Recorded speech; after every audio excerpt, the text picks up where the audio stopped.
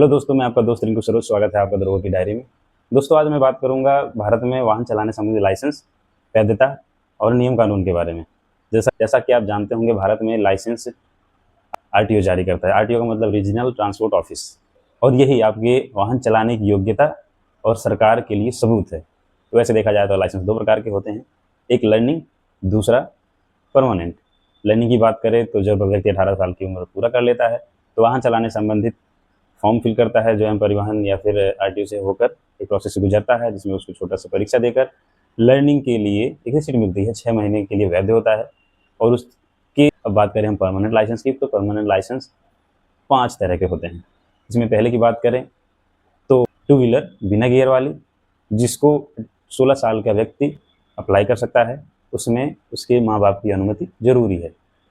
ऐसे में जैसे बैटरी वाले 2 पहिया वाहन आते हैं, स्कूटी आती है। के बाद दूसरे प्रकार के लाइसेंस की बात करें तो ऐसे वाहन विद गियर वाले होते हैं और इनको चलाने के लिए व्यक्ति का 18 वर्ष होना जरूरी है। तो तीसरे प्रकार के लाइसेंस की बात करें तो एलएमवी, लाइट मोटर व्हीकल, जैसे कि जीप, कार, टेम्पो आदि चलाने के लिए जो लाइसेंस बनता है वो लाइट मोटर व्हीकल में गिना जाता है। और चौथे प्रकार की बात करें तो कमर्शियल या ट्रांसपोर्ट व्हीकल चलाने के लिए जो लाइसेंस बनता है उसे कमर्शियल लाइसेंस कहते हैं। इसकी वैधता लगभग 5 वर्ष की होती है और हर 5 वर्ष के बाद इसे रिन्यू करवाना होता है। और पांचवें प्रकार के लाइसेंस की बात करें तो इसे कहते हैं आईडीपी, इंटरनेशनल ड्राइविंग परमिट, और इसकी वैधता 1 साल की होती है। इसके बारे में आपको जानकारी दे दूं, जब कोई विदेशी व्यक्ति भारत में आता है या फिर भारत का व्यक्ति विदेश में जाता है तो उसे अपने देश की आईडीपी और लाइसेंस साथ में रखना होता है, जिसकी वैधता करीब 1 साल होती है।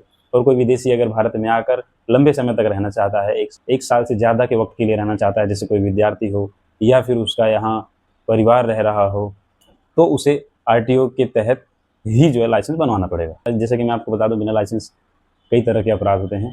पहला, आपका लाइसेंस बना ही ना हो और आपकी उम्र 18 वर्ष से कम हो, तो ऐसे में वाहन स्वामी या चालक के माता पिता के ऊपर कार्रवाई होती है। इसमें 25,000 का जुर्माना, वाहन स्वामी अथवा माता पिता पर 3 साल की सज़ा हो सकती है। दूसरा, आप 18 वर्ष पूरा कर चुके हो फिर भी आपके पास लाइसेंस नहीं, तो ऐसे में 5,000 का जुर्माना। तीसरा, अगर आपने लाइसेंस बनवा लिया है, आपके पास लाइसेंस नहीं है अथवा आपका लाइसेंस सस्पेंड हो चुका है, तो इसके लिए भी भारी जुर्माना चुकाना पड़ सकता है। कभी कभी ऐसा होता है कि लोग दूसरों का लाइसेंस लेकर वाहन चलाते हैं और ऐसा दिखावा करते हैं कि साहब ये मेरा लाइसेंस है।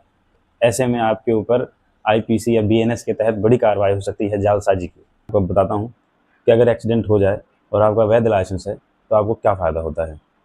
पहला तो, यदि आपके पास वैध लाइसेंस है और आप चालक हैं और गाड़ी चलाते हुए आप दुर्घटनाग्रस्त हो जाते हैं तो इंश्योरेंस क्लेम आसानी से हो जाता है। कंपनी इंश्योरेंस क्लेम करने से मना नहीं कर सकती। इसके अलावा यदि सामने वाले को ज़्यादा क्षति होती है, वो आप पे मुकदमा करता है, तो वो इंश्योरेंस कंपनी आपका मुकदमा लड़ती है और मुआवजा भी इंश्योरेंस कंपनी देती है। और यदि आपके पास वैध लाइसेंस नहीं है तो कंपनी इंश्योरेंस क्लेम देने से मना कर देती है।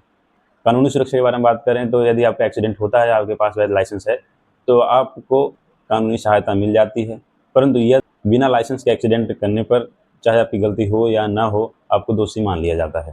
यदि आपके पास वैध लाइसेंस है तो कानून भी आपकी सहायता करती है और यह मान लिया जाता है। लेकिन यदि आपके पास ड्राइविंग लाइसेंस है तो मान लिया जाता है कि आप कानूनी अधिकृत ड्राइवर हैं और कानून आपकी सहायता करती है। एक्सीडेंट के बाद अगर आपके पास वैध लाइसेंस है तो कानूनी कार्रवाई आपके पक्ष में भी रहने की संभावना रहती है। तो दोस्तों, कमेंट में मुझे बताइए कैसा लगा ये वीडियो और मुझे किस नई जानकारी पर वीडियो बनानी चाहिए। जय हिंद।